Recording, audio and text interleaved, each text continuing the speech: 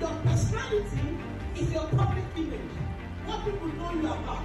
They know you as the one standing every time. They know you as the one that can spend money. They know you as the one that can dress very well. They know you as the one that can encourage people.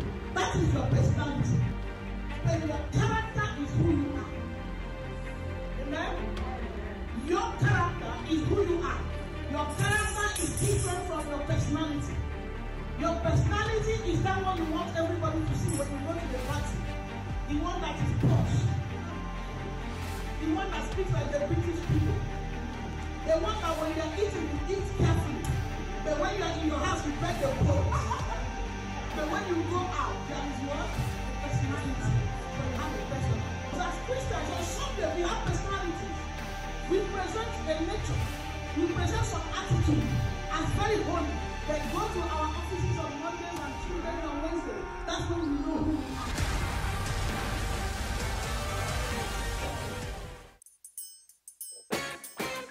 Praise your name, Jesus. Hallelujah. We're gonna praise the Lord. We'll praise you, Jesus. We're gonna praise your name. Yes, Lord Jesus. Hallelujah. Hallelujah. Hallelujah. We'll bless you, Jesus. The great I am. You are the great I am. You're Hallelujah. the great I am. Oh, yeah. We're gonna praise your name. We'll praise the Lord. We're gonna praise your name. We worship you, Lord. Praise your name. We'll bless your name. Oh Lord, praise you. Oh Lord, praise you. Jesus Christ, my Lord and Savior. Jesus Christ, my Lord and Savior. You died to set me free. You died to set me free. Your love is incomprehensible. Love is incomprehensible. Forever we'll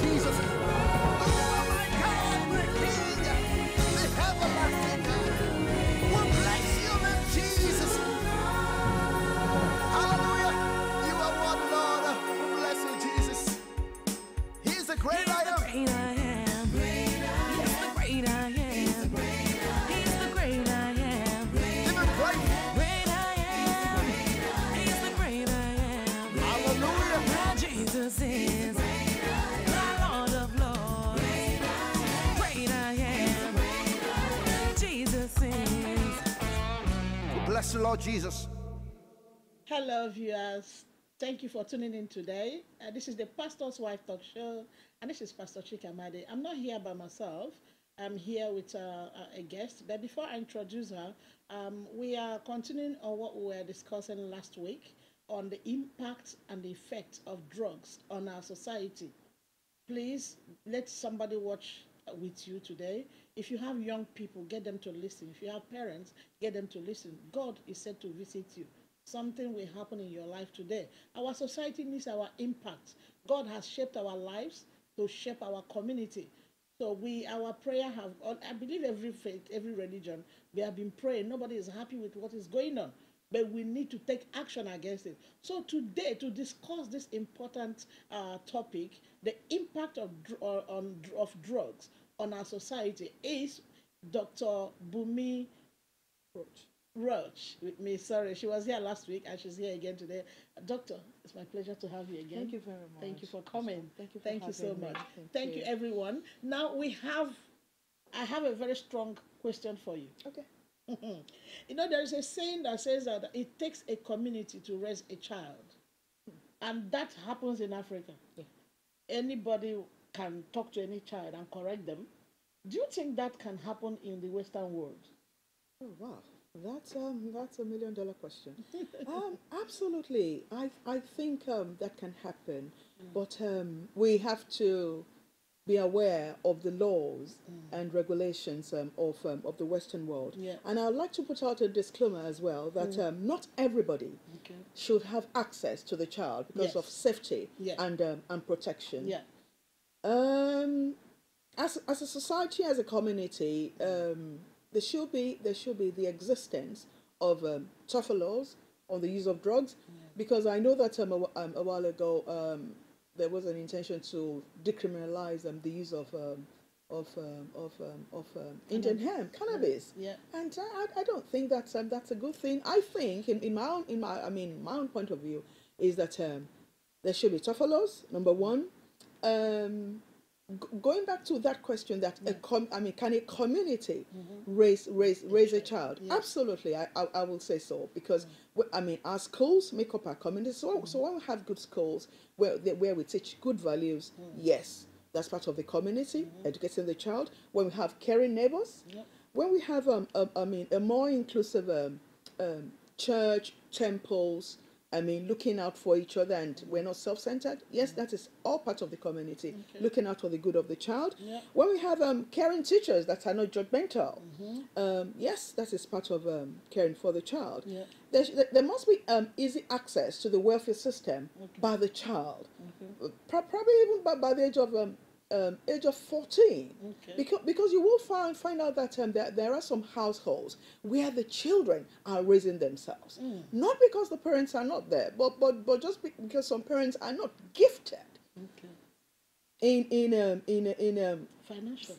Probably financially, or even driving down the rules and enforcing the rules and setting boundaries for these children. You'll find that in some places, in some areas, some parents don't know where their children are at any point in time.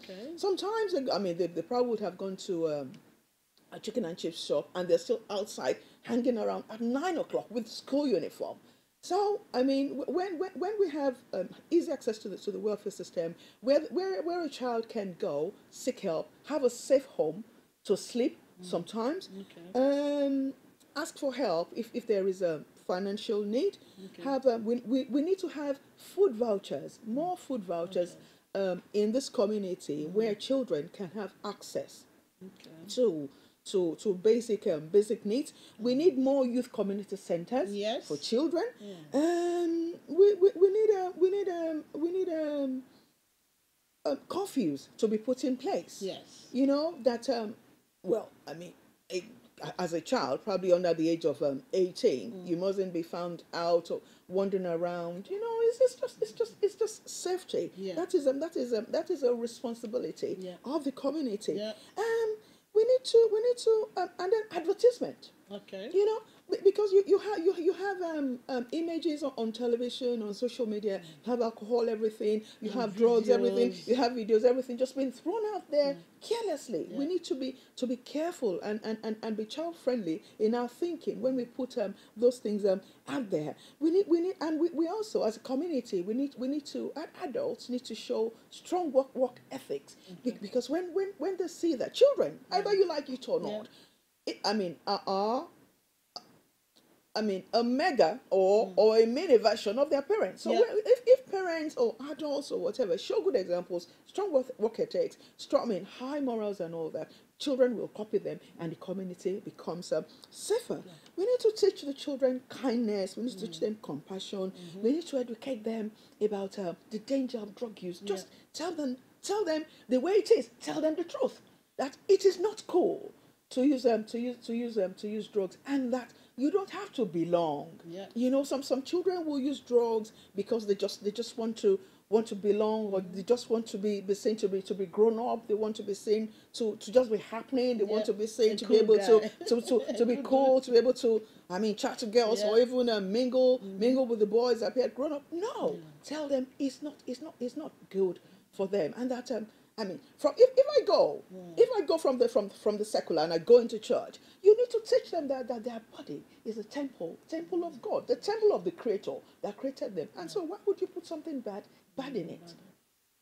So yes, indeed, a community can indeed raise a child if we put all those things in place. All those things in place. We also need to teach them that they don't have to be violent, because even some films that they watch, you will see violent images, and then some children either growing up or who might be shy or have self-esteem issues. Some of them might resort to alcohol to get high. Resort to drugs to get high. So this society has to be careful in what we feed their mind. Amen. That's where the community will be responsible in raising a child. For example, Pastor, yesterday I went shopping in the evening, and I saw a young boy, probably about 12.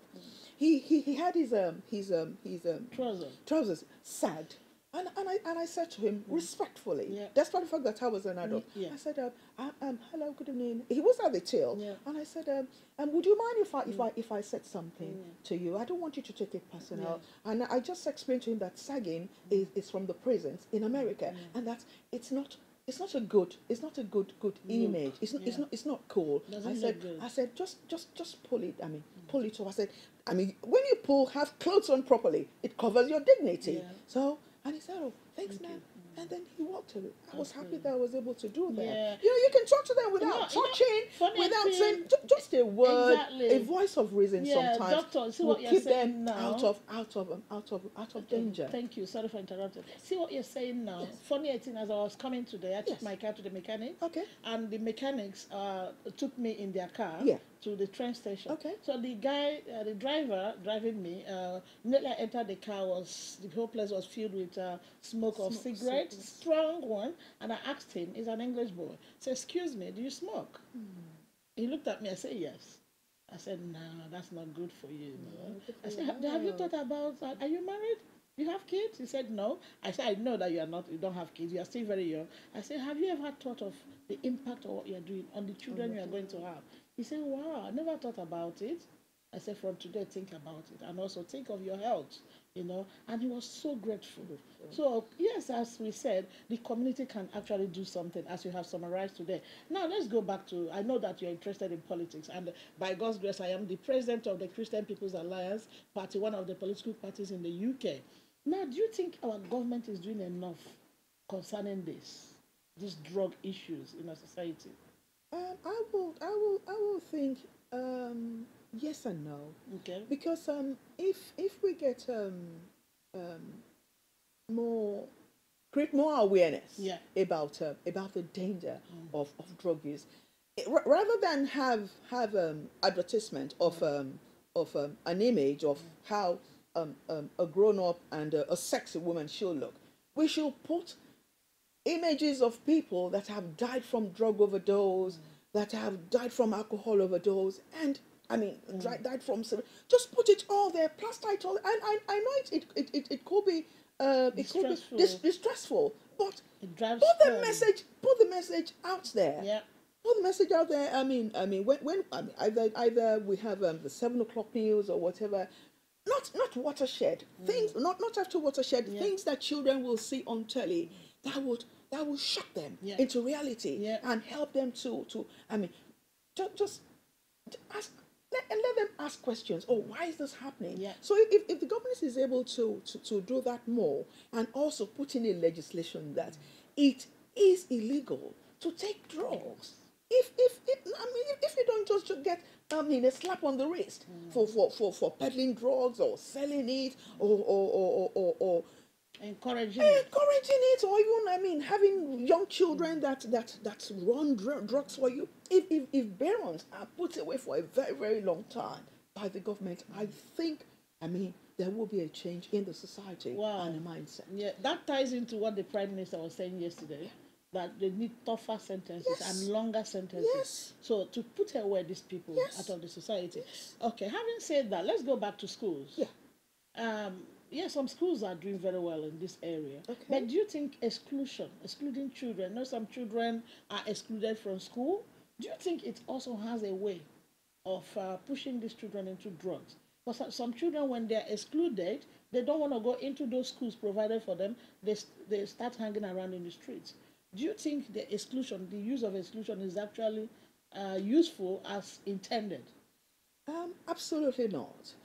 Because I'm experienced in the past. I've worked with children that have been excluded, either in school and also children that have gone to special education units. They don't. When they go there, because the thing is like you have now provided a place of a conference for so many so-called bad children. When you say bad children, so they sound like it, then they just rub off each other and learn new tricks. So from my own point of view, exclusion doesn't work. It doesn't work. It doesn't work. The thing is, it also rips off a child's confidence. It rips off their confidence. And then sometimes I've had children ask me, "Oh, Miss, why am I here? I'm not that bad. Nobody wants to listen to me. They don't know why I do what I do. They don't know why I throw tantrums. I just want somebody to listen." But then the thing is, I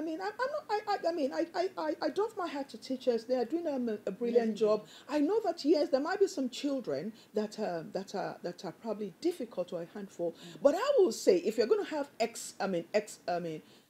exclusion centers, it should be on the grounds of the school rather than outside. So that at least they will still come into school. They just wouldn't go into lessons. So those special units can be located on the ground of schools themselves. So that's where the baddies wouldn't have access to these children because they are aware that there is a unit there where all these bad children are, and they would hang around and lure them and groom them. So rather than have these exclusion units outside school, I would say they should be on the premises of the school. And get more staff, train more staff. Probably child psychology and all that. Because even children that are throwing tantrums or the ones that we label as bad have underlying reasons why they behave the way they behave. It could be frustration from home. It could be rejection from home. It could be poverty. It could be bullying from home. So we need to listen. We need to work together as a school, as teachers, as parents, as a committee, as pastors, as imams. As people in the temple. Everybody in the community needs to come together, and educate our children because they are the future of the society. Thank you so very much, Doctor. That's very crucial. Talking about coming together, social workers, I had an experience a few years ago. I thank God that child today is a graduate of an engineer right now. He has graduated. That child had an issue, and it was a very serious issue. So he was arrested. I was the adult, the responsible adult, because the mother was on the loud side. The police didn't want her to come in. So I became the responsible adult. So what the social worker did was very important. It was very, very good, very commendable. We had to negotiate with the boy. Because the problem was the mother said, you cannot stay outside till 8:30 or 9 in the night. But the boy refuses, so he follows his friends. They go into the shop. Now they are arrested for some, shoplifting or something. So some of them are excluded from going to the shopping centers. So, but this time somebody accused him of something very, very serious. That's if convicted, he would have gone into a long-term sentence. So now there was a negotiation. Look, we told the boy, either you go to prison or you listen to this. So the social worker said, look, I will work with you. Now, are you going to agree with your mom? As long as you're under her roof, she's paying for you, she's feeding you, she's paying her rent. So are you going to listen to her or will go to court? So the social worker was so amazing. And the boy said, yes. Auntie, he calls me auntie. He said, auntie, as whatever you ask me to do, I will do it. And that's how he came off that problem and went on to go to university, and today he's a graduate. He's turned his life around. Exactly. So every unit, every agency, every child matters. Every child matters. Every child matters. Yes. You should just give them a chance. Yes. We shouldn't write them off, no matter how terrible we think they are. Yes, that is it. Now talking about all these agents working together. Let's talk about schools, temples, mosques. Yes. Do you think that they are just ramming children with doctrines? Do you think the curriculum or curricula they are working? Do you think something needs to be done more? That curriculum should be adjusted to reflect what is happening in our society? I will say, yeah, I will respond in the affirmative and say capital yes. Okay. I would say, whatever religion should look, I mean, at the teachings that is geared towards youths and young adults, and break it down into bite-sized things that they can relate to. Okay. Yes, I mean, with the Bible, we might need to. I'm not saying rewrite the Bible, no, but we might need to simplify the Bible. We might, I mean, for the children, I mean, have flashcards, because in schools you have something like flashcards. Yeah. They can use that in Sunday school. Okay. Even when because I know some children go to, I mean, like, that is Muslims, they go to, I mean, probably some schools that is outside the British curriculum. Yes. They should have things inside their Quran, inside whatever teaching, either it's Kabbalah, either whatever faith you have. I know that there in every religion there is a teaching for morality and good living and safety and all that. So we need to bring that out and make them into teaching aids. Okay. Have flashcards, have colored books, have comics, have things that these children can relate to. Have them in apps. Okay. Things that have them in games. Things that they can actually relate to, that would make sense to them. And also, I will say, I would go back to either materials that we might have about things that have happened to some children in the past, or adults, things that have happened in the society. Right? I mean, we should choose at least one Sunday or a Thursday or a Friday a week to show them those things. That, I mean, if you do this, this is going to happen. Yeah. Teach them. Exactly. Tell them the truth. Yes. Don't sugarcoat it. You know? Yeah. Don't sugarcoat it. It's like if you use a marijuana, once you start, it's a gateway drug. You cannot stop. Yeah. You will just graduate, and then you go to LSD, and then you go to cocaine, and go to. You just want to try and try because your appetite becomes insatiable. And let them know where it all ends up. Okay. So when we tell them, how I will think that will jolt them into wanting to please their creator. Amen. In the US, there's something they're doing. Our time is running so quickly, but we are going to take this out. In the USA, I noticed that recently they will take children who are already caught up into this, so at times organize a visit to the prison. Yeah. And show them what the prison is like, where people these children never go back again. You think that should be applicable here? Absolutely. Okay. I think that it should be done. Okay. Finally, what, as a professional in this area, children, how do we now get to the children, to listen to them because they complain that we don't listen? How can we get forums? Well, like I said earlier on, we need to have more youth centers, and in those youth centers, they don't just go in there to play games. We get them to speak. Okay. I mean, send out questionnaires. Okay. So I mean, even to their schools, provide their parents, get their opinion, okay, and work on those opinions, yes, and implement every suggestion that comes from the mind of a child. That will change the society. Wow. Thank you so very much for listening. That's all we can take today. God bless you. Your personality is your public image. What people know you about. They know you as the one standing every time. They know you as the one that can spend money. They know you as the one that can dress very well. They know you as the one that can encourage people. That is your personality. And your character is who you are. Amen? Your character is who you are. Your character is different from your personality. Your personality is that one you want everybody to see when you go to the party. The one that is posh. The one that speaks like the British people.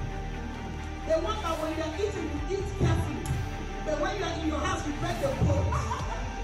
But when you go out, there is what? Personality.